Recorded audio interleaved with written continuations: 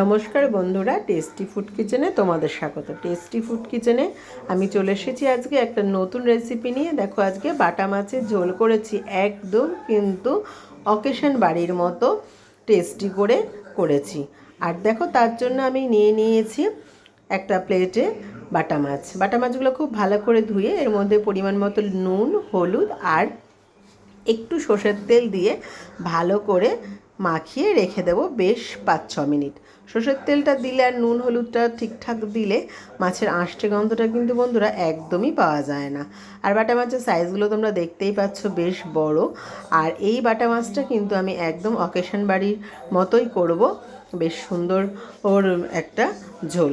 আর দেখো, এদিকে একটা বাটিতে নিয়েছি আদা, 1 চামচ গোটা জিরে, আর নিয়েছি 1 চামচ সর্ষে, আর 4টে বাড়িতে শুকানো শুকনো লঙ্কা নিয়ে একটুখানি ভিজিয়ে রেখে দেব।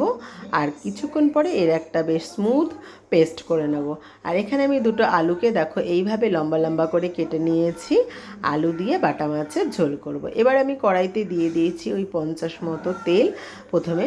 এবার এই তেলে আমি মাছগুলোকে পরপর ভেজে নেব। এই বাটা মাছটা খেতে বন্ধুরা জাস্ট কিন্তু দারুণ হয়। বাটা মাছের এমনিতেই একটা টেস্ট খুব ভালো। আর জ্যান্ত বাটা মাছ এই প্রসেসে যদি তোমরা রান্না করো তাহলে কিন্তু একবার দেখবে যে হাত চেটে পুটে খাচ্ছে সবাই। আর তোমার তোমার রান্নায় সবাই কিন্তু একদম পুরো ফিদা হয়ে যাবে। এরকমই টেস্ট হয় এই বাটা মাছের ঝোলটা। আর খুব ঘরোয়াভাবেই করছি, খুব বেশি দেখো জিনিস দিচ্ছি না।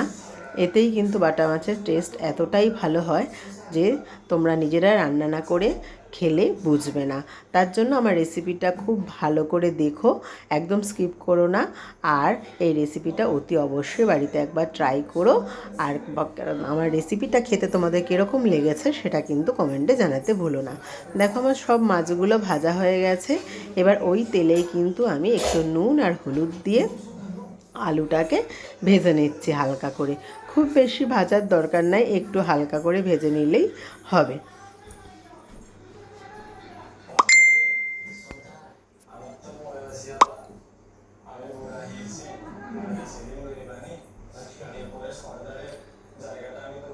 এবার কড়াইতে আরেকটু তেল দিলাম, দিয়ে ওই তেলের মধ্যে কালো জিরে ফোড়ন দিয়ে দেবো। আর তার সাথে দিয়ে দেবো 2টো তেজপাতা ফোড়ন। কালো জিরে আর তেজপাতা ফোড়ন দিলে ঝোলটার কিন্তু গন্ধটা খুব ভালো হয়। এবার আমার বেটে রাখা জিরে, সর্ষে আর আদার পেস্টটা আমি দিয়ে দিলাম। বেশ করে কিন্তু হালকা করে একটু কষিয়ে নেবো 2-3 মিনিট। নেওয়ার পরে আমি এর মধ্যে বড় চামচের 1 চামচ কাশ্মীরি লঙ্কার গুঁড়ো দিলাম একটু কালারের জন্য, পরিমাণ মতো হলুদ আর পরিমাণ মতো লবণ দিলাম। দিয়ে এবারে আর একটু আমি মশলাটাকে কষাবো যতক্ষণ না মশলাটা দিয়ে তেল বেরিয়ে আসে। মশলাটা দিয়ে তেল বেরিয়ে এলেই বন্ধুরা তারপরে আমি এর মধ্যে দিয়ে দেব 2টো টমেটো পেস্ট করা। টমেটো 2টো দিলে গ্রেভিটা আরেকটু ভালো হবে, তার জন্য কিন্তু এখানে আমি 2টো টমেটো ব্যবহার করেছি।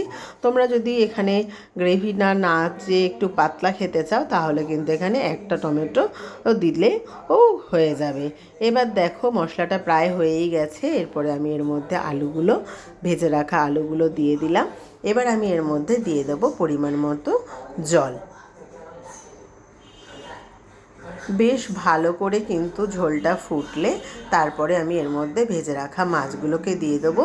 একটু নুন কম হয়েছিল, তাই কিন্তু আর একটু নুনও আমি দিয়ে দিলাম। এবার মাছের ঝোলে মাছগুলো দিয়ে দিলাম। বেশ আরও 2-3 মিনিট ফুটালেই কিন্তু আমার মাছের ঝোল বন্ধুরা একদম রেডি। ওপর থেকে আমি দিয়ে দেব ধনেপাতা আর একটু কাঁচা লঙ্কা। বন্ধুরা, আমার রেসিপিটা ভালো লাগলে অতি অবশ্যই লাইক কমেন্ট করে দিও। ফেসবুক থেকে দেখলে ফলো করে দিও, আর ইউটিউব থেকে দেখলে একটা সাবস্ক্রাইব করে রেখো নতুন ভিডিও পাওয়ার জন্য। চলো, টাটা।